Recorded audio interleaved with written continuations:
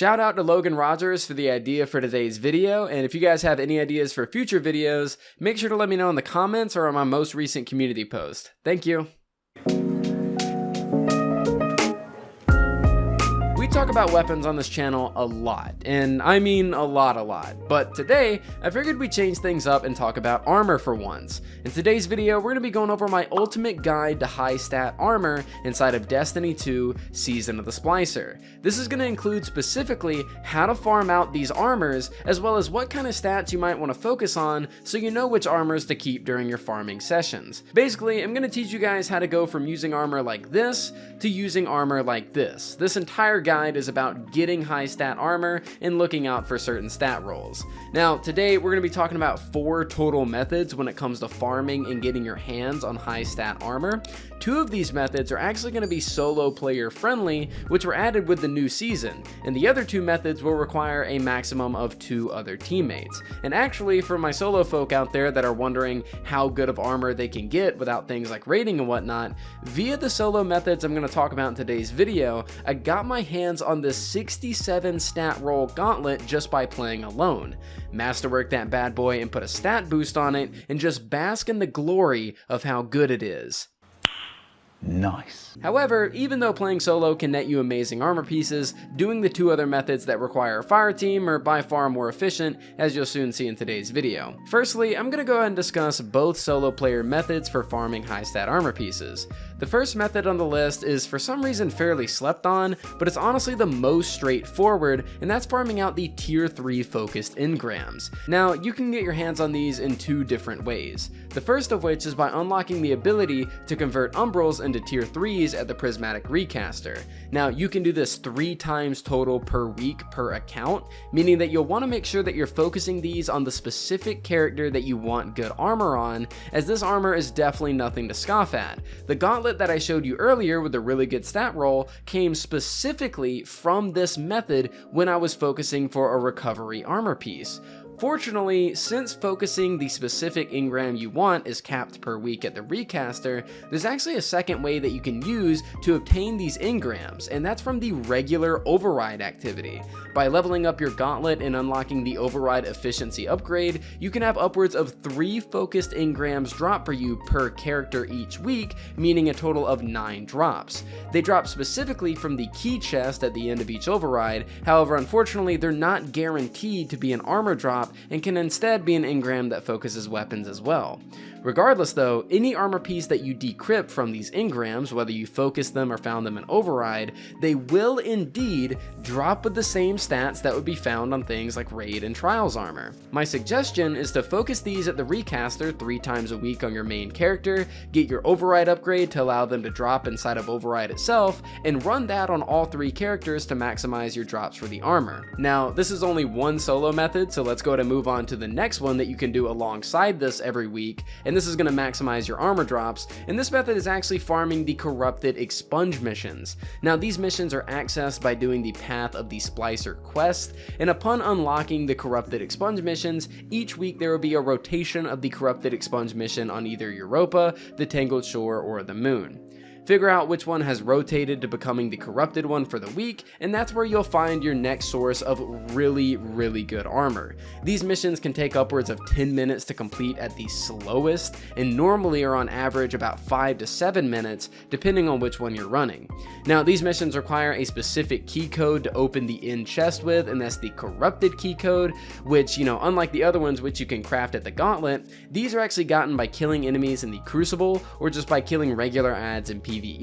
And when in PvE, you'll know that one drops for you if you see a gambit looking mote on the ground after killing something. And no worries, if you actually miss one, it'll appear in your postmaster. Now, the corrupted expunge missions have only 2 types of drops from their end chest. They'll either drop a high stat armor piece or a weapon with swappable perks. Luckily, these can be done 3 times a week per character, so you have plenty of shots at getting armor, as your total amount of chances is 9. So let's go ahead and assume that you do both of these solo methods for the week and you have terrible RNG at the same time. You focus your 3 weekly engrams at the recaster, which is a guaranteed thing, run all of your overrides, only resulting in 1 armor engram per character, and run all of your corrupted expunge missions, resulting in only 1 armor piece per character.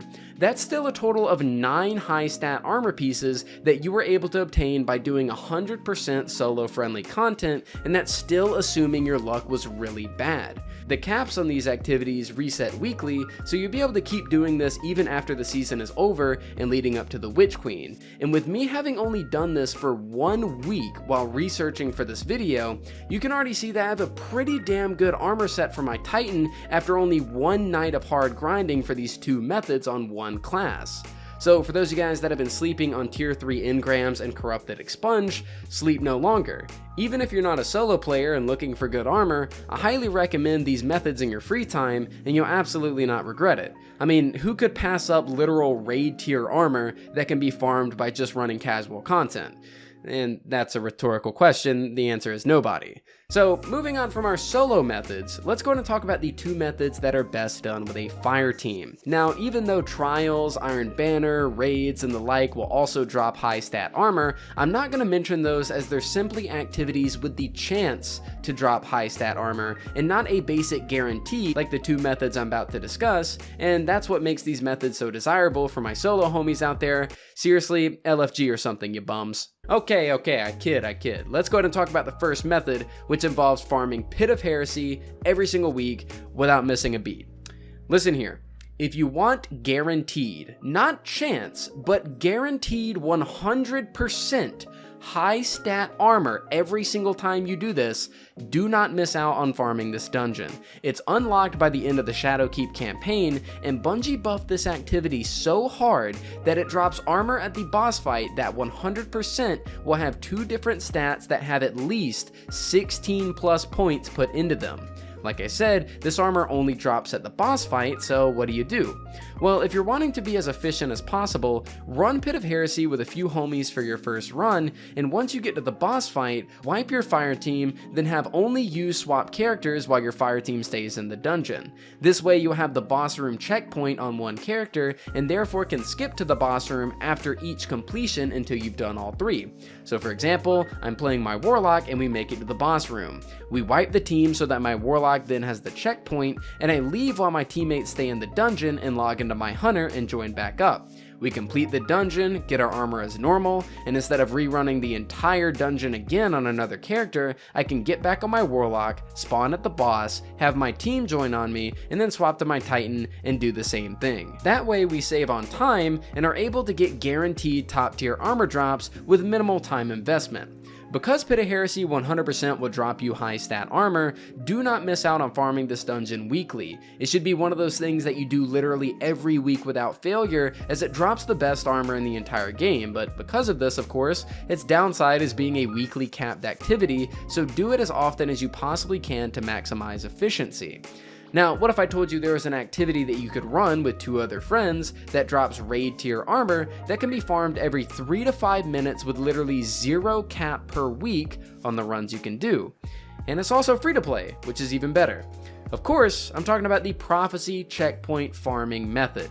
Remember the method I just talked about with Pit of Heresy where you can save the checkpoint on another character and use that to save time on running the entire dungeon? Well, that's the same case here, except Prophecy is actually a farmable dungeon that has no cap on the amount of times you can get loot from it. For example, if I got a few buddies, we could farm the last boss of Prophecy, Kell for 12 hours straight, and every single run still drops gear from it to benefit us, and that absolutely includes high stat armor.